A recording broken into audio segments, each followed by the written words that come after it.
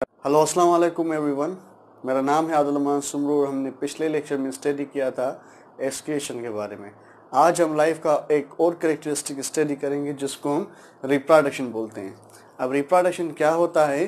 The process in which organism produce it's progeny और offspring. ऐसा process जिस process में ऑर्गेनिज्म अपने जैसा ऑर्गेनिज्म पैदा करे, उस प्रोसेस को हम क्या बोलते हैं? रिप्रोडक्शन बोलते हैं।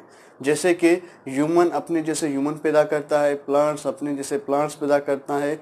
उसके अलावा जो लोअर जानदार होते हैं लाइक एमोबा अपने जैसा एमोबा पैदा करता है, बैक्टीरिया अपने जैसा बैक्टीरिया पैदा करता है।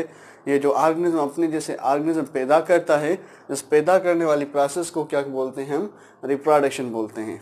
तो रिप्रोडक्शन के दो किस्म होते हैं on the basis of participation of organisms.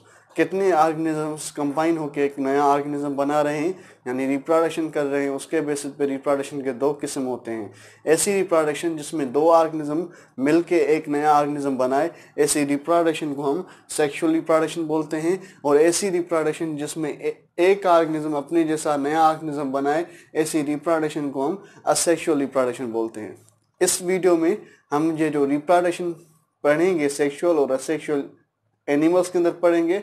Next video में हम सेक्सुअल और असेक्सुअल रिप्रोडक्शन प्लांट्स में पढ़ेंगे। ठीक है, तो पहले ही हम पढ़ते हैं सेक्सुअल रिप्रोडक्शन। ऐसी रिप्रोडक्शन जिसमें टू पेरेंट्स इन्वॉल्व हो, टू पेरेंट्स मिलकर एक नया ऑर्गेनिज्म पैदा करे, ऐसी रिप्रोडक्शन को हम क्या बोलते हैं? सेक्सुअल रिप्रोडक्शन बोलते हैं।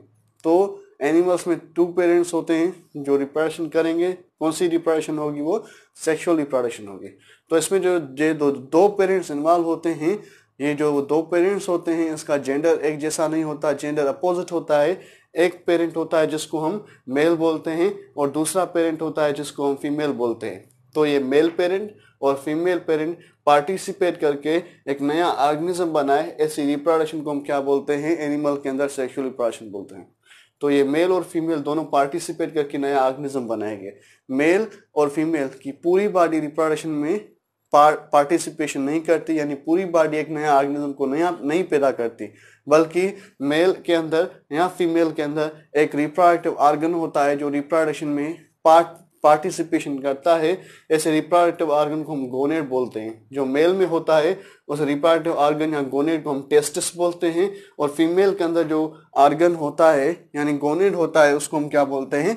ओवरी बोलते हैं। तो ये ऑर्गन होते हैं जो पार्टिसिपेट करके मेल और फीमेल के अंदर क्या परफॉर्म करते हैं? रिप्रोडक्शन, और एक नया ऑर्गेनिज्म पैदा करते हैं। अब अगर हम इस ऑर्गन्स को देखें तो ये ऑर्गन्स भी बेसिकली एक नया ऑर्गेनिज्म नहीं पैदा करता, यानी इस ऑर्गन से नए ऑर्गेनिज्म नहीं पैदा होते, बल्कि इसके ऑर्गन्स के अंदर एक सेल्स होते हैं जो एक नया ऑर्गेनिज्म पैदा करते हैं। ऐसा सेल जो रिप्रोडक्शन में पार्टिसिपेशन करे और पैदा हो किसके अंदर? गोनेड्स के अंदर। ऐसे रिप्रोडक्टिव सेल के हम क्या बोलते हैं? गैमेट बोलते हैं। तो टेस्टिस के अंदर भी क्या पैदा होगा? गैमेट पैदा होगा। उस गैमेट को हम क्या बोलते हैं? स्पर्म। और उसके अलावा फीमेल के ओवरी के अंदर भी एक गैमेट पैदा होता है जिसको हम क्या बोलते हैं? एग बोलते हैं। ये दो सेल होते हैं जो पार्टिसिपेशन करके किस में हिस्सा लेते हैं? रिप्रोडक्शन में हिस्सा लेते हैं। बेसिकली हमारी बॉडी जो होती है दो प्रकार के सेल्स पे मुश्तमिल होती है। ऐसा सेल जो हमारी बॉडी के पार्ट्स बनाए, यानी बॉडी के ओवरऑल पार्ट्स और स्ट्रक्चर को बनाए, ऐसे सेल को हम सोमेटिक सेल बोलते हैं। फॉर एग्जाम्पल ये आई का सेल है, ये स्किन का सेल है, टंग का सेल है, हार्ट के सेल है, किडनी के सेल है। ये जो भी सेल हमारी बॉडी के पार्ट्स बना रहे हैं और रिप्रोडक्शन में हिस्सा ना ले रहे हैं, ऐसे सेल को हम क्या बोलते हैं? सोमेटिक सेल बोलते हैं। देखा जाए तो आई के सेल, लिवर के सेल और किडनी के सेल ये सोमेटिक सेल तो हैं, रिप्रोडक्शन में हिस्सा नहीं लेते। और उसके अलावा ये जो सेल हैं कंपोजिशन में, स्ट्रक्चर और फंक्शन में क्या है? डिफरेंट है। आई का जो सेल होता है उसकी शेप रोड या कोन की जैसी होती है और ये देखने में हेल्प करता है। हार्ट की सेल की शेप जो होती है वो रेक्टेंगल के फॉर्म में होती है और ये कॉन्ट्रैक्शन और रिलैक्सेशन में हेल्प करता है। लिवर के सेल की शेप स्क्वायर के फॉर्म में होती है और ये मेटाबॉलिज्म में हेल्प करता है। मतलब हमारी बॉडी के जो सेल जो हमारी बॉडी की स्ट्रक्चर या पार्ट्स को बना रहे हैं, रिप्रोडक्शन में हिस्सा नहीं लेते, वो उसको हम सोमेटिक सेल बोलते हैं। ये सोमेटिक सेल हर एक पार्ट के क्या होते हैं? डिफरेंट होते हैं फंक्शन और स्ट्रक्चर में, इसलिए हम सोमेटिक सेल को हम क्या बोलते हैं? डिफरेंशिएटेड सेल बोलते हैं। उसके अलावा हमारी बॉडी में एक और सेल होते हैं जो रिप्रोडक्शन में हिस्सा लेते हैं, और हमारे नॉर्मल बॉडी पार्ट्स को नहीं बनाते, सिर्फ रिप्रोडक्शन मिसाल है कि एक नया ऑर्गेनिज्म बनाते हैं। ऐसे सेल को हम जर्म सेल या क्या बोलते हैं, गैमेट बोलते हैं। यानी हमारी बॉडी में, ह्यूमन के अंदर या किसी भी एनिमल के अंदर बेसिकली 2 किस्म के सेल होते हैं, एक सोमेटिक सेल और उसके अलावा एक जर्म सेल जिसको हम सेक्स सेल या क्या बोलते हैं, गैमेट बोलते हैं। तो ये जो सोमेटिक सेल होते हैं वो साइज, शेप और फंक्शन में डिफरेंट होते हैं, इसलिए हम उसको क्या बोलते हैं, डिफरेंशिएटेड सेल। पर ये जो जर्म सेल होते हैं, स्पर्म की ऑलवेज शेप ये ऐसे होती है और एग की शेप ऑलवेज ऐसे होती है। ये इस जो भी स्पर्म होते हैं उसकी शेप ऐसी होती है, जो भी एग होते हैं उसकी शेप स्फेरिकल होती है, यानी इसकी शेप सिमिलर होती है हर के स्पर्म और हर के एक की। उसके अलावा इन दोनों का काम भी सेम होता है, दोनों एक दूसरे फ्यूज करके एक नए ऑर्गेनिज्म बनाते हैं। तो ये जो जर्म सेल होते हैं बेसिकली ये स्ट्रक्चर शेप में एक जैसे होते हैं और इसके अलावा ये फंक्शन में भी सिमिलर होते हैं, इसलिए हम उसको नॉन डिफरेंशिएटेड सेल बोलते हैं। यानी हमारी बॉडी में 2 किस्म के सेल होते हैं, एक सोमेटिक सेल और एक germ cell. Somatic cell size, shape, function और स्ट्रक्चर में डिफरेंट होंगे, इसलिए उसको हम डिफरेंशिएटेड सेल बोलते हैं। और जर्म सेल जो होते हैं हमारी बॉडी के अंदर वो साइज, शेप और फंक्शन में एक जैसे होते हैं, इसलिए हम उसको नॉन डिफरेंशिएटेड सेल बोलते हैं। तो ये नॉन डिफरेंशिएटेड सेल होते हैं जो पैदा होते हैं रिप्रोडक्टिव ऑर्गन गोनेट के अंदर।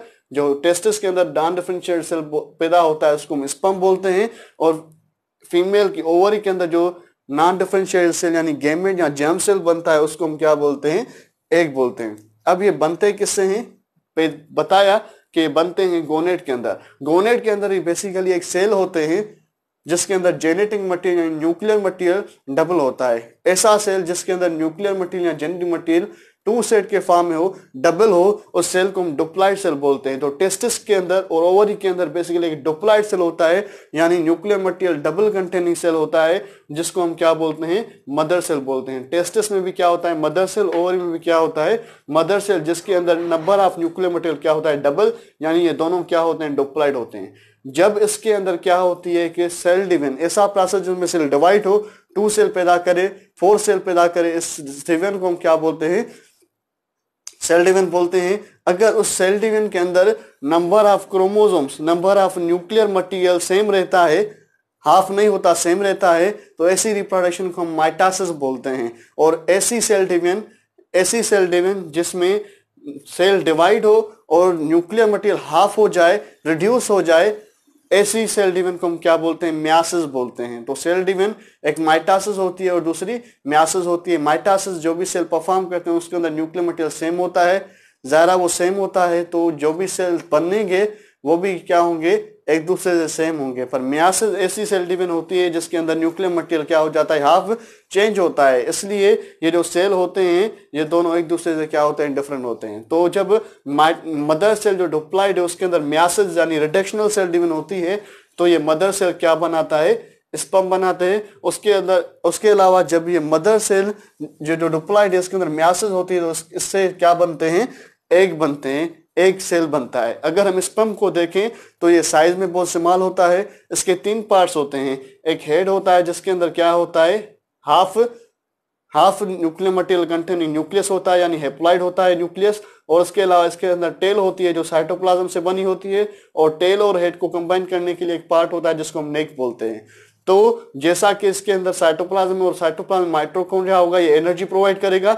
एनर्जी जब प्रोवाइड होगी तो टेल क्या करेगा, मूव करेगा, यानी स्पर्म जो होता है एक जगह से दूसरी जगह शिफ्ट हो सकता है। इसलिए हम इस स्पर्म को कौन सा सेल बोलते हैं, मोटाइल सेल बोलते हैं। यानी स्पर्म जो होता है एक हेप्लॉइड सेल होता है, और नेचर में उसके 3 पार्ट्स होते हैं, हेड, नेक और टेल। टेल की वजह से ये एक दूसरी जगह से दूसरी जगह से मूव सकता है, इसलिए ये क्या होता है, मोटाइल होता है और पैदा होता है टेस्टिस में मदर सेल से आफ्टर मियासिस। उसके अलावा अगर हम एग को देखें तो एग एक सेल होता है जिसकी साइज बहुत लार्ज होती है, 3 पार्ट्स कंटेन करता है, सेल मेम्ब्रेन, साइटोप्लाज्म और हाफ न्यूक्लियस। ये 3 पार्ट्स होते हैं जो कंबाइन होकर एग को बनाते हैं। जैसा कि इसमें कोई भी टेल नहीं होती, इसलिए जो एग होता है ये क्या होता है, नॉन मोटाइल है। यानी एग जो होता है एक सेल होता है कंटेनिंग सेल मेम्ब्रेन, साइटोप्लाज्म और न्यूक्लियस, इसके अंदर टेल नहीं होती, ये नॉन मोटाइल होता है और प्रोड्यूस होता है ओवरी के मदर सेल से आफ्टर मियासिस। तो ऐसा प्रोसेस जिस प्रोसेस में ये गैमेट्स मदर सेल से मियासिस के बाद में पैदा हो, टेस्टिस और ओवरी के अंदर। टेस्टिस के अंदर कौन पैदा होगा? स्पर्म। ओवरी के अंदर क्या पैदा होगा? एक। इस प्रोसेस को हम क्या बोलते हैं? गैमेटोजेनेसिस बोलते हैं। ऐसा प्रोसेस जिस प्रोसेस में गैमेट्स, सेक्स सेल्स या जर्म सेल्स पैदा हो, किसके अंदर? गोनेट्स के अंदर, रिप्रोडक्टिव ऑर्गन्स के अंदर। ऐसे प्रोसेस को हम क्या बोलते हैं? गैमेटोजेनेसिस बोलते हैं। मतलब ये जो सेक्सुअल रिप्रोडक्शन होते हैं जिसमें 2 पेरेंट्स होते हैं, मेल पेरेंट और फीमेल पेरेंट। मेल पेरेंट में क्या होता है? टेस्टिस। फीमेल पेरेंट में क्या होता है? ओवरी। टेस्टिस क्या प्रोड्यूस करता है? स्पर्म। ओवरी क्या पैदा करता है? एग। किससे? मदर सेल की मियासिस से। तो इस सेक्स सेल्स के प्रोडक्शन को हम क्या बोलते हैं? गैमेटोजेनेसिस बोलते हैं। ऐसी गैमेटोजेनेसिस जिसमें स्पर्म पैदा हो टेस्टिस के अंदर मदर सेल की मियासिस के बाद, ऐसी गैमेटोजेनेसिस को हम क्या बोलते हैं? स्पर्मेटोजेनेसिस। और ऐसी गैमेटोजेनेसिस जिसमें ओवरी के मदर सेल की मियासिस के बाद एग पैदा हो, ऐसी गैमेटोजेनेसिस को हम क्या बोलते हैं? oogenesis बोलते हैं। ठीक है, जो एग पैदा होता है मदर सेल की मियासिस से ओवरी के अंदर, ये क्या कहलाती है? oogenesis। और स्पर्म जो मदर टेस्टिस में पैदा होता है मदर सेल की मियासिस के बाद, ये क्या कहलाते हैं? स्पर्मेटोजेनेसिस। दोनों में गैमेट फॉर्म हो रहे हैं, तो दोनों प्रोसेस को कलेक्टिवली क्या बोलते हैं? गैमेटोजेनेसिस बोलते हैं। जब ये गैमेट फॉर्म हो जाते हैं, स्पर्म मेल के अंदर, एग फीमेल के अंदर, तो ये मेल और फीमेल जो होते हैं ये स्पर्म को और एग को एक जगह पर बेचते हैं। तो ऐसा प्रोसेस जिस प्रोसेस में जो मेल है अपना स्पर्म जो है फीमेल के अंदर भेजे, ऐसे प्रोसेस को हम क्या बोलते हैं? मेटिंग और कप्यूलेशन। यानी जो ऑर्गेनिज्म सेक्सुअली रिप्रोडक्शन करते हैं male female, male first of all testis के मदर सेल की मियासिस के बाद क्या बनेगा? स्पर्म। प्रोसेस कौन सा होगा? स्पर्मेटोजेनेसिस। फीमेल जो है ओवरी के अंदर मदर सेल्स की मियासिस के बाद क्या बनाएगी? एग। प्रोसेस क्या होगा? oogenesis। तो तब ये उसके बाद में क्या करेंगे? जब गैमेटोजेनेसिस हो जाएगी तब ये मेल जो है अपने स्पर्म के कहाँ भेजेगा? फीमेल के अंदर, ताकि ये एक से मिल सके। इस भेजने वाली प्रोसेस को हम क्या बोलते हैं? मेटिंग और कप्यूलेशन बोलते हैं। जब ये स्पर्म और एक दूसरे के कभी करीब आ जाएंगे, तब ये स्पर्म जो होता है अपना हेड यानी न्यूक्लियस किसके अंदर भेजता है? एग के अंदर भेजता है। एग के न्यूक्लियस के अंदर भेजता है। तो इसका हाफ न्यूक्लियस है, इसका हाफ न्यूक्लियस है। जब ये स्पर्म अपना हेड यानी न्यूक्लियस के अंदर फ्यूज करेगा, तो इसका हाफ न्यूक्लियस है, इसका भी क्या है? हाफ न्यूक्लियस है। एक डिप्लॉइड न्यूक्लियस कंटेनिंग एग बनेगा। देखा जाए तो ये सेल में साइटोप्लाज्म और हाफ न्यूक्लियस किसका है? एग का है। जब ये स्पर्म आ जाएगा मेटिंग या कप्यूलेशन के बाद एग की तरफ, तब ये क्या करेगा? अपना न्यूक्लियस इसके अंदर भेजेगा। जब इसके अंदर न्यूक्लियस भेजेगा तो एक हाफ न्यूक्लियस और आ जाएगा, तो एक डिप्लॉइड एग बनेगा। ऐसा डिप्लॉइड एग, ये जो डिप्लॉइड एग बन रहा है, इस बनने वाले प्रोसेस को हम क्या बोलते हैं? फर्टिलाइजेशन बोलते हैं। ऐसा प्रोसेस जिसमें अपना स्पर्म जो होता है अपना न्यूक्लियस यानी हेड फ्यूज कराए एग के न्यूक्लियस के साथ, ताकि स्पर्म का न्यूक्लियस एग के न्यूक्लियस के अंदर शिफ्ट हो जाए और एग डिप्लॉइड हो जाए। ऐसे प्रोसेस को हम क्या बोलते हैं? फर्टिलाइजेशन बोलते हैं। और ये डिप्लॉइड जो एग बन रहा है, फर्टिलाइज जो एग बन रहा है, इसको हम क्या बोलते हैं? जाइगोट बोलते हैं। मतलब कि मेटिंग और कप्यूलेशन होगी, उसके बाद स्पर्म फ्यूज होगा एग के साथ, तो क्या बनाएगा? एक डिप्लॉइड सेल, जिसको हम क्या बोलते हैं? जाइगोट बोलते हैं। तो ये जाइगोट किसके अंदर पैदा होगा? फीमेल के अंदर या फीमेल के बाहर पैदा होगा? ठीक है, जाइगोट पैदा होगा। ये जो जाइगोट होता है बेसिकली फाउंडेशन सेल होता है, जिससे ओवरऑल ऑर्गेनिज्म की बॉडी बनती है। तो ओवरऑल बॉडी ऑर्गेनिज्म की किससे बनती है? जाइगोट की बनती है। तो जाइगोट से ओवरऑल ऑर्गेनिज्म की बॉडी बने, इस प्रोसेस को हम डेवलपमेंट बोलते हैं। जब बॉडी बन जाएगी तो ऑर्गेनिज्म इस दुनिया में आएगा और दुनिया में अपनी साइज वेट को इंक्रीज करेगा। इस प्रोसेस को हम क्या बोलेंगे? ग्रोथ बोलेंगे। तो जाइगोट ऑर्गेनिज्म में कन्वर्ट होता है, इस प्रोसेस को हम क्या बोलेंगे? डेवलपमेंट बोलेंगे, जो हम नेक्स्ट लेक्चर में स्टडी करेंगे। बहरहाल तो सेक्सुअल रिप्रोडक्शन में 2 पेरेंट्स इन्वॉल्व होते हैं, एक मेल पेरेंट और दूसरा फीमेल पेरेंट। मेल पेरेंट में क्या होता है? टेस्टिस। फीमेल पेरेंट के अंदर क्या होता है? ओवरी। टेस्टिस में मदर सेल होता है जो मियासिस के बाद स्पर्म पैदा करते हैं, प्रोसेस को स्पर्मेटोजेनेसिस। और फीमेल के अंदर ओवरी होती है जो जिसमें मदर सेल मियासिस के बाद एग पैदा करते हैं, उस प्रोसेस को हम oogenesis कहते हैं। स्पर्मेटोजेनेसिस और oogenesis को कंबाइनली क्या बोलते हैं? हम गैमेटोजेनेसिस बोलते हैं। गैमेटोजेनेसिस जब हो जाती है तो मेल जो होता है अपना स्पर्म फीमेल के अंदर भेजता है, इस प्रोसेस को हम क्या बोलते हैं? मेटिंग या कप्यूलेशन। जब ये स्पर्म और एक दूसरे के करीब आ जाते हैं तो स्पर्म फ्यूज होता है एक के साथ, तो एक डिप्लॉइड सेल बनता है। उस डिप्लॉइड सेल को हम जाइगोट बोलते हैं। उस प्रोसेस को हम क्या बोलते हैं? फर्टिलाइजेशन। और जाइगोट से एक नया ऑर्गेनिज्म, जब जाइगोट डिवाइड हो जाएगा नया ऑर्गेनिज्म बनेगा। इस ओवरऑल प्रोसेस को हम क्या बोलते हैं? डेवलपमेंट बोलते हैं। तो ये ओवरऑल प्रोसेस जिस प्रोसेस में टू पेरेंट्स इन्वॉल्व हो रहे हैं, गेमेट्स बना रहे हैं, गेमेट्स को एक जगह पर भेजते हैं और इसको फ्यूज करा रहे हैं, इस ओवरऑल प्रोसेस को हम क्या बोलते हैं? सेक्सुअल रिप्रोडक्शन, जिसका रिजल्ट क्या होता है? जाइगोट की फॉर्मेशन, और जाइगोट से एक नया ऑर्गेनिज्म क्या करता है? बनता है। अगर देखा जाए तो सेक्सुअल रिप्रोडक्शन जो होती है ये बहुत लॉन्ग पीरियड की होती है, यानी इसको कंप्लीट होने में लार्ज पीरियड रिक्वायर होता है। क्यों? कि पहले क्या होगा? गेमेटोजेनेसिस, उसके बाद मेटिंग कॉपुलेशन, उसके बाद फर्टिलाइजेशन, उसके बाद जाइगोट डिवाइड होकर एक नया ऑर्गेनिज्म बनाएगा, तो इसमें टाइम पीरियड बहुत ज्यादा लगता है। उसके अलावा ये जो ऑर्गेनिज्म, दो ऑर्गेनिज्म से पैदा हो रहे हैं जाइगोट से, तो जाइगोट तो एक बन रहा है, यहाँ दो बनेगा, एक जाइगोट बनेगा तो एक ऑर्गेनिज्म ही प्रोड्यूस हो सकता है। तो सेक्सुअल रिप्रोडक्शन के अंदर जो ऑर्गेनिज्म पैदा होता है वो पैदा होता है जाइगोट से, और जाइगोट पैदा होता है स्पर्म ओवम की फर्टिलाइजेशन से, और उसमें टाइम बहुत ज्यादा लगता है, और जो ऑर्गेनिज्म बनते हैं उसका नंबर बहुत कम होता है। उसके अलावा अगर हम देखें तो ये जाइगोट बना हुआ होता है स्पर्म और एग से। स्पर्म जो होता है बना होता है मदर से, स्पर्म और बने होते हैं मदर सेल की म्यासिस से, और म्यासिस ऐसी सेल डिवीजन होती है जिसमें न्यूक्लियर मटेरियल जो होता है हाफ हो जाता है, थोड़ा बहुत तब्दील भी हो जाता है। तो स्पर्म के अंदर न्यूक्लियर मटेरियल थोड़ा तब्दील होगा, एग के अंदर भी न्यूक्लियर मटेरियल थोड़ा तब्दील होगा, कुछ सिमिलर होगा। तो स्पर्म जब एग के साथ फ्यूज हो जाएगा तो जाइगोट के अंदर कुछ न्यूक्लियर मटेरियल सिमिलर होगा पेरेंट्स का, कुछ न्यूक्लियर मटेरियल क्या होगा? डिफरेंट होगा। जो डिफरेंट होगा वो जो ऑर्गेनिज्म बनेगा उसके अंदर डिफरेंट कैरेक्टरिस्टिक्स पैदा करेगा। जो डिफरेंट कैरेक्टरिस्टिक्स पैदा हो रही हैं इसको हम क्या बोलते हैं? वेरिएशन बोलते हैं। और कुछ सिमिलर न्यूक्लियर मटेरियल होगा जो ऑर्गेनिज्म के अंदर सेम कैरेक्टरिस्टिक पैदा करेगा, इसको हम क्या बोलते हैं? हेरिडिटी बोलते हैं। ठीक है, तो ये हेरिडिटी और वेरिएशन पैदा करने वाली रिप्रोडक्शन कौन सी होती है? सेक्सुअल रिप्रोडक्शन होती है।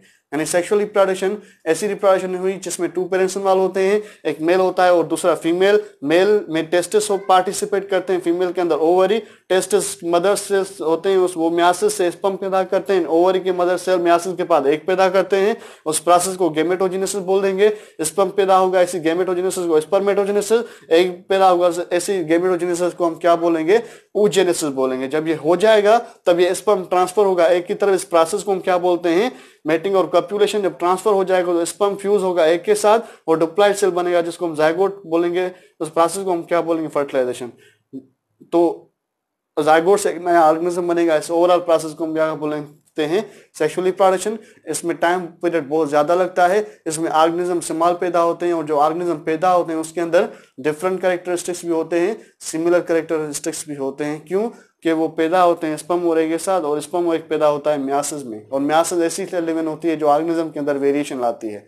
अगर ये ऑर्गेनिज्म पैदा होगा जिसके अंदर वेरिएशन होती है, अगर ये ऑर्गेनिज्म पैदा होगा जिसके अंदर वेरिएशन है, तो क्या होगा? जब भी इन्वायरमेंट के अंदर कोई भी तब्दीली आएगी तो ये ऑर्गेनिज्म उस वेरिएशन को क्या करेगा? फेस करेगा। अगर वेरिएशन तब्दीली आ जाएगी इन्वायरमेंट के अंदर, तो इन्वायरमेंट की तब्दीली को अगर वो ऑर्गेनिज्म फेस नहीं करेगा तो ऑर्गेनिज्म डिस्ट्रॉय हो जाएगा। तो इस तब्दीली को फेस करने के लिए ऑर्गेनिज्म के अंदर नई कैरेक्टरिस्टिक्स पैदा होते हैं जिसको हम क्या बोलते हैं? वेरिएशन बोलते हैं। ठीक है, तो वेरिएशन क्या करते हैं? ऑर्गेनिज्म को इस दुनिया में रहने में क्या करते हैं? हेल्प करते हैं, और जो रिप्रोडक्शन से आते हैं उस रिप्रोडक्शन को हम क्या बोलते हैं? सेक्सुअल रिप्रोडक्शन बोलते हैं। उसके अलावा एक दूसरी रिप्रोडक्शन होती है जिसमें एक पेरेंट इन्वॉल्व होता है, ऐसी रिप्रोडक्शन को हम क्या बोलते हैं? असेक्सुअल रिप्रोडक्शन बोलते हैं। ऐसी रिप्रोडक्शन जिसमें एक पेरेंट इन्वॉल्व होकर एक नया ऑर्गेनिज्म बना, ऐसी रिप्रोडक्शन को हम क्या बोलेंगे? असेक्सुअल रिप्रोडक्शन बोलते हैं। ये जो एक पेरेंट इस रिप्रोडक्शन में इन्वॉल्व होता है ये बेसिकली अनफर्टाइल होता है। अनफर्टाइल मतलब ये किसी भी किस्म, इसके अंदर किसी भी किस्म का रिप्रोडक्टिव ऑर्गन नहीं होता, टेस्टिस या ओवरी नहीं होती, रिप्रोडक्टिव ऑर्गन नहीं होगा तो ये सेक्स सेल यानी जर्म सेल नहीं बनेगा, यानी गेमेटोजेनेसिस नहीं करेगा। अगर गेमेटोजेनेसिस, ऐसा ऑर्गेनिज्म जो गेमेटोजेनेसिस ना कर पाए due to absence of reproductive organ, ऐसे ऑर्गेनिज्म को अनफर्टाइल बोलते हैं। तो असेक्सुअल रिप्रोडक्शन में जो एक पेरेंट पार्टिसिपेट करता है वो क्या होता है? अनफर्टाइल। उसके अंदर कोई भी टेस्टिस या ओवरी नहीं होती, वो गैमेट फॉर्म नहीं करता, यानी गैमेटोजेनेसिस नहीं परफॉर्म करता। अगर गैमेटोजेनेसिस नहीं होगी तो स्पर्म ट्रांसफर भी नहीं होगा, यानी मेटिंग या कॉपुलेशन नहीं होगी। अगर मेटिंग या कॉपुलेशन नहीं होगी तो फर्टिलाइजेशन नहीं होगी, जाइगोट पैदा नहीं होगा, यानी जाइगोट्स पैदा नहीं होगा, जाइगोट से एक नया ऑर्गेनिज्म पैदा नहीं होगा। ये वन पेरेंट जो होता है बेसिकली एक नया ऑर्गेनिज्म पैदा करता है, वो जाइगोट से पैदा नहीं करता। क्यों? क्योंकि ये वन पेरेंट जो होता है अनफर्टाइल होता है, किसी भी किस्म का गैमेट पैदा नहीं करता, फर्टिलाइजेशन नहीं होती, इसलिए जाइगोट की फॉर्मेशन नहीं होती। तो ये कैसे एक नया ऑर्गेनिज्म पैदा करता है? बेसिकली इसकी जो बॉडी होती है उस बॉडी के अंदर जो सेल होते हैं नॉर्मल सेल मौजूद हैं, पर ये डिवाइड करके एक दूसरा ग्रुप ऑफ सेल बनाता है। वो दूसरे ग्रुप ऑफ सेल जो होते हैं बॉडी से दूर जाकर अपने आप से फ्यूज होकर एक नया ऑर्गेनिज्म बनाते हैं। तो ये क्या करता है, वन पेरेंट जो अनफर्टाइल है ये अपनी बॉडी के अंदर नंबर ऑफ सेल डिवीजन को क्या करता है, यानी वन पेरेंट जो होते हैं वो अपने सेल्स को डिवाइड करता है, डिवाइड करके एक नया ग्रुप ऑफ सेल बनाता है जिसको फ्यूज करके एक नया ऑर्गेनिज्म बनाता है। ऐसी रिप्रोडक्शन को हम क्या बोलते हैं, सेक्सुअल रिप्रोडक्शन बोलते हैं। ऐसी रिप्रोडक्शन जिसमें एक पेरेंट इन्वॉल्व हो, वो जो एक पेरेंट इन्वॉल्व हो वो अनफर्टाइल हो, किसी भी किस्म का गेमेट ना बनाए, मैटिंग ना करे, फर्टिलाइजेशन ना करे, जायगोट ना बनाए, तो ये नया ऑर्गेनिज्म कैसा बनाएगा, अपनी बॉडी के अंदर सेल को डिवाइड करके एक नया ग्रुप ऑफ सेल बना के उसको फ्यूज करके एक नया ऑर्गेनिज्म बनाएगा। ऐसी रिप्रोडक्शन को हम क्या बोलते हैं, असेक्सुअल रिप्रोडक्शन बोलते हैं। तो असेक्सुअल रिप्रोडक्शन में कैसे ये सेल को डिवाइड करके एक नया ऑर्गेनिज्म बनाता है, उसके बेसिस पे असेक्सुअल रिप्रोडक्शन के कुछ टाइप्स होते हैं। ऐसी रिप्रोडक्शन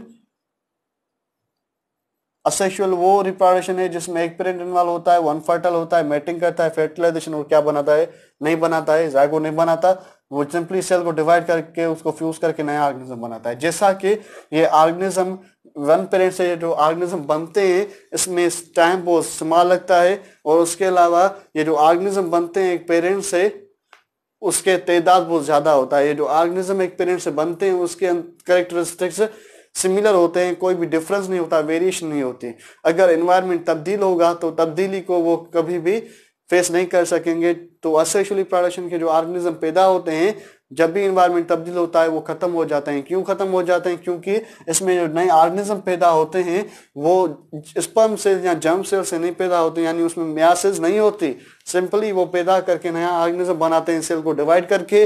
तो ये नए ऑर्गेनिज्म जो बनते हैं उसके अंदर किसी भी किस्म की वेरिएशन नहीं होती, इसलिए जब भी एनवायरनमेंट तब्दील होता है असेक्सुअल रिप्रोडक्शन ऑर्गेनिज्म क्या होता है, खत्म। पर जो सेक्सुअल रिप्रोडक्शन ऑर्गेनिज्म होते हैं वो सर्वाइव करते हैं। क्यों, क्योंकि उसके अंदर क्या आती है, वेरिएशन। क्यों वेरिएशन आती है, क्योंकि वो पैदा होते हैं स्पर्म और एग के साथ, और स्पर्म और एग पैदा होता है मियासिस के बाद। इसके लिए उसके अंदर क्या होती है, वेरिएशन। पर ये जो ऑर्गेनिज्म पैदा करते हैं इसके अंदर टाइम बहुत ज्यादा लगता है, उसकी क्वांटिटी बहुत लार्ज होती है, और उसके अलावा जो ऑर्गेनिज्म पैदा होते हैं उसके अंदर कोई वेरिएशन नहीं होती। इसलिए जब एनवायरनमेंट तब्दील होता है तो असेक्सुअल रिप्रोडक्शन ऑर्गेनिज्म जो पैदा होते हैं वो क्या हो जाते हैं, खत्म हो जाते हैं। तो ये डिसएडवांटेजेस होते हैं किसके, असेक्सुअल रिप्रोडक्शन के। ठीक है, समझ आया कि असेक्सुअल रिप्रोडक्शन वो ही जिसमें एक पेरेंट इन्वॉल्व होता है, वो अनफर्टाइल होता है, गेमेट नहीं फॉर्म करता, मेटिंग नहीं करता, फर्टिलाइजेशन नहीं करता, जायगोट नहीं बनाता।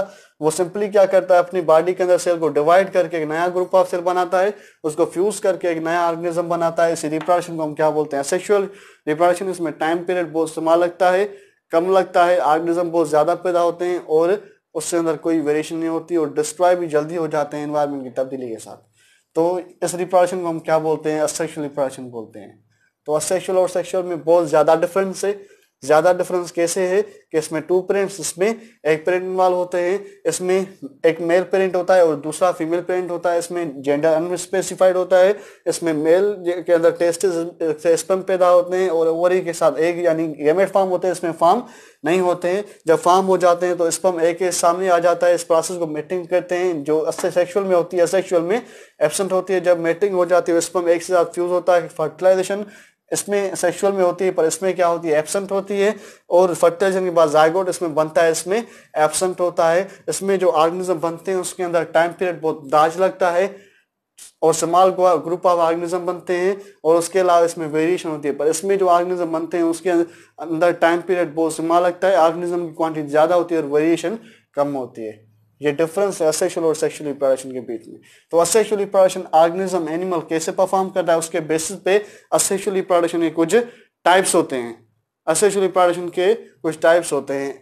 ऐसी असेक्सुअल रिप्रोडक्शन जिसमें एक ऑर्गेनिज्म यूनिसेलुलर जनरली अपने आप को डिवाइड करके, बीच में से डिवाइड करके दो या दो से ज्यादा ऑर्गेनिज्म बनाए, ऐसे रिप्रोडक्शन को हम क्या बोलते हैं, फिशन बोलते हैं और फिशन बोलते हैं। और ऐसी फिशन जिसमें एक यूनिसेलुलर ऑर्गेनिज्म अपने आप को डिवाइड करके इक्वली दो सेल में दो सेल पैदा करे, ऐसी फिशन को हम क्या बोलते हैं, बाइनरी फिशन बोलते हैं। फॉर एग्जांपल ये बैक्टीरिया है और ये एमोबा है, ऐसे ऑर्गेनिज्म होते हैं जो बेसिकली जब भी रिप्रोडक्शन परफॉर्म करते हैं वो कौन सी होती है, असेक्सुअल, क्योंकि इसके अंदर कोई भी गैमेट फॉर्म नहीं होता।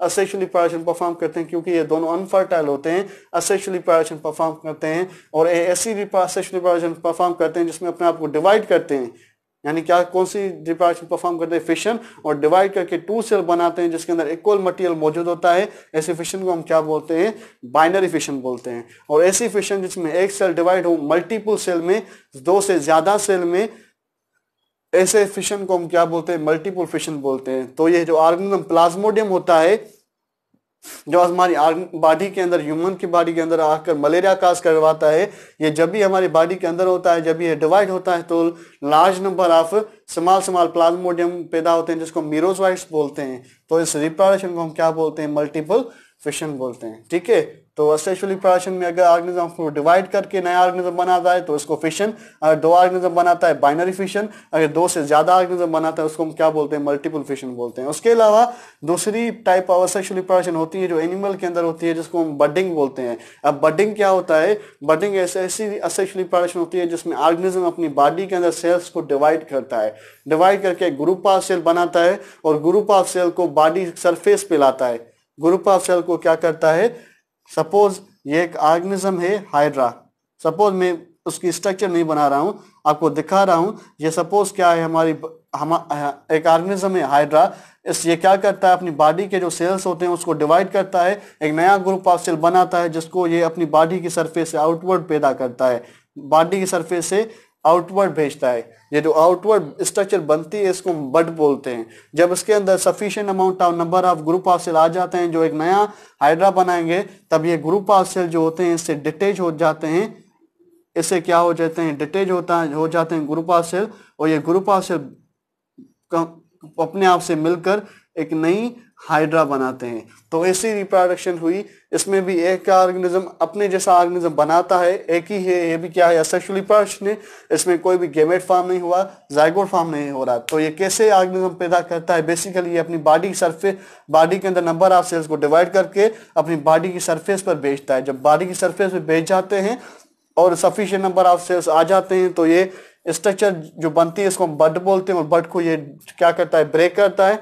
ब्रेक करके बॉटम में जब वो चली जाती है जमीन पर, यहाँ वाटर के अंदर चली जाती है, उसके अंदर सेल्स फ्यूज करके एक नया ऑर्गेनिज्म बनाता है। तो इस रिप्रोडक्शन, जिस रिप्रोडक्शन में ऑर्गेनिज्म बनता है दूसरे ऑर्गेनिज्म से थ्रू बड, ऐसी रिप्रोडक्शन को हम क्या बोलते हैं, बडिंग बोलते हैं।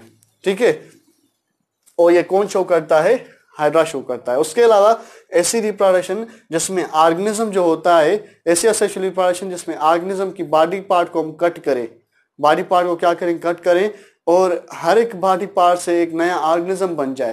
तो पार्ट में हमने ऑर्गेनिज्म को कट किया, जो पार्ट कट किया उस पार्ट से एक नया ऑर्गेनिज्म बन जाए, ऐसी रिप्रोडक्शन, असेक्सुअल रिप्रोडक्शन को हम क्या बोलते हैं, रीजनरेशन बोलते हैं। फॉर एग्जाम्पल ये जो एक ऑर्गेनिज्म होता है पानी के अंदर रहता है जिसको हम स्टार फिश बोलते हैं। जब स्टार फिश की एक आम को हम ब्रेक करते हैं, कट करते हैं, तो एक आम से ही जो आम कट हो जाती है उस आम से एक नई स्टार फिश पैदा हो जाती है। ये कौन सी रिप्रोडक्शन होती है, रीजनरेशन। ऐसा सेक्सुअल रिप्रोडक्शन जिसमें ऑर्गेनिज्म की बॉडी पार्ट कट हो जाए, उस कट हुए बॉडी पार्ट से नया ऑर्गेनिज्म बन जाए, ऐसी सेक्सुअल रिप्रोडक्शन को हम क्या बोलते हैं, रीजनरेशन। और ये कौन शो करता है, स्टारफिश शो करता है। वो ऑर्गेनिज्म के अंदर रीजनरेशन हो जा सकती है जिसके अंदर number of cells less developed होते हैं, यानी वो लेस कॉम्प्लेक्स होते हैं। लेस कॉम्प्लेक्स ऑर्गेनिज्म के अंदर जब भी बॉडी पार्ट कट हो जाता है, उस बॉडी पार्ट से ही नया ऑर्गेनिज्म बनता है। तो लेस कॉम्प्लेक्स ऑर्गेनिज्म ही क्या परफॉर्म करते हैं, रीजनरेशन। वो कौन सी रिप्रोडक्शन होती है, सेक्सुअल। उसका एग्जांपल कौन सा है, स्टारफिश। उसके अलावा एक दूसरी रीजनरेशन का फिनोमेना होता है जिसमें ऑर्गेनिज्म अपनी बॉडी को एक से ज्यादा पार्ट्स में डिवाइड करता है और हर एक पार्ट से एक नया ऑर्गेनिज्म बनता है। तो ये स्पेशल टाइप होता है रीजनरेशन का, जिसमें एक ऑर्गेनिज्म अपनी बॉडी को कंप्लीटली क्या करता है, डिवाइड करता है। एक ऑर्गेनिज्म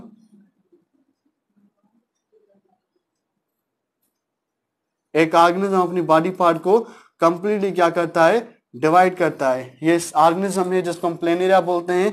ये प्लेनेरिया अपनी बॉडी को कंप्लीटली डिवाइड करता है और हर एक पार्ट से एक नया, हर एक, ये जो हेड है इसको हेड टंक और टेल, ये तीन पार्ट्स को क्या करता है, अपनी बॉडी से सेपरेट करता है। तो हेड जो पार्ट सेपरेट हो जाता है, हेड के साथ ये तीन पार्ट्स पैदा होते हैं। जो ट्रंक होता है, ट्रंक के साथ हेड और टेल पैदा होता है। जो टेल होता है, इसके साथ ट्रंक और क्या पैदा होता है, हेड पैदा होता है।